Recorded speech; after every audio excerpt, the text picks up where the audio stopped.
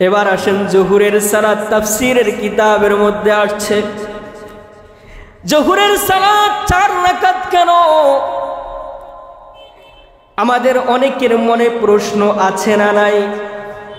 আমরা এই খবর অনেকেই জানি না।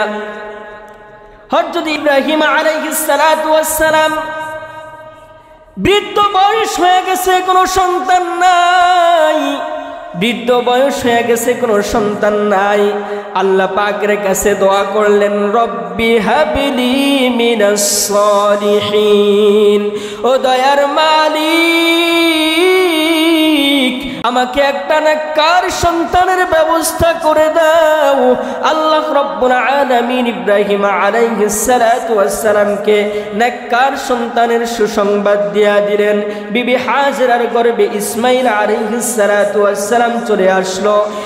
দুনিয়ার মুসলমান ইমানদার আল্লাহর গোলাম ইব্রাহিম আলাইহিস সালাতু ওয়াস সালামের ইসমাইল আলাইহিস সালাতু ওয়াস সালাম ধীরে ধীরে বড় হয়। যখন নাকি ইসমাইলের বয়স 6 থেকে 7 বছর, আল্লাহ রাব্বুল আলামিন ইব্রাহিম আলাইহিস সালাতু ওয়াস সালামকে স্বপ্নে দেখায়, হে ইব্রাহিম, তোমার প্রিয় বস্তুকে তুমি কুরবানি করো। একদিন, 2 দিন, 3 দিন হয়ে গেছে, ইব্রাহিম স্বপ্নের ব্যাখ্যা বুঝতে পারে নাই। যখন 3 দিন হয়ে গেল, ইব্রাহিম আলাইহিস সালাতু ওয়াস সালাম আর বুঝতে দেরি করে নাই। আল্লাহ পাকের এই অর্ডার পাইয়া ইসমাইলকে কুরবানি দেওয়ার জন্য কুরবানির স্থানে নিয়ে যায়। আপনারা সকলেই এই খবর জানেন, এই ইতিহাস জানেন। এ দুনিয়ার মুসলমান ইমানদার আল্লাহর গোলাম ইসমাইল আলাইহিস সালাতু ওয়াস সালামকে যখন হাত পাও বাইদা জবাই করবে, এমন তো অবস্থায় এই দৃশ্য দেখে আসমানের ফেরেশতাগুলা কান্না করতেছে, জমিনের পাহাড় পর্বতগুলা কান্না করতেছে। ইব্রাহিম আলাইহিস সালাতু ওয়াস সালাম তার প্রিয় বস্তুকে কুরবানি করতেছে। এই দৃশ্য দেখিয়া আমার মালিক খুব খুশি হয়ে যায়। মালিক জিব্রাইলকে ডাক দিয়া বলতেছেন, হে জিব্রাইল, যাও, আমার খলিল আমার বন্ধুর পরীক্ষায় পাশ করে ফেলেছে। আমার বন্ধু আমার খলিল পরীক্ষায় পাশ করে ফেলেছে।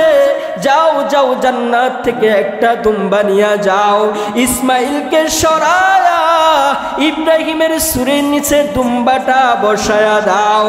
ও দুনিয়ার মুসলমান ইমানদার আল্লাহর গোলাম, জান্নাত থেকে ইব্রাহিমের সুরের নিচে সেই দুম্বাটা কোরবানি হয়ে যায়। যখন নাকি ইসমাইল কোরবানি হইল না, আল্লাহ পাক সাথে সাথে ইব্রাহিম আলাইহিস সালাতু ওয়াস সালাম মালিকের দরবারে 4 রাকাত শুকরিয়া তার নামাজ আদায় করলেন। সেই নামাজটা হচ্ছে জোহরের সালাত। যেই সময় এই শুকরিয়া তার নামাজ আদায় করেছিল, সেই সময়টা ছিল জোহরের সময়। বলেন না সুবহানাল্লাহ। আল্লাহ রাব্বুল আলামিন মুহাম্মদকে ডাইকা নিয়া বলতেছেন, হে মুহাম্মদ, আমার এই বন্ধুর নামাজখানা আমার কাছে সবচাইতে পছন্দ হয়ে গেছে। যাও, আমি ইব্রাহিমের এই 4 রাকাত নামাজখানা তোমার উম্মতের জন্য আমি আল্লাহ ফরজ করে দিলাম।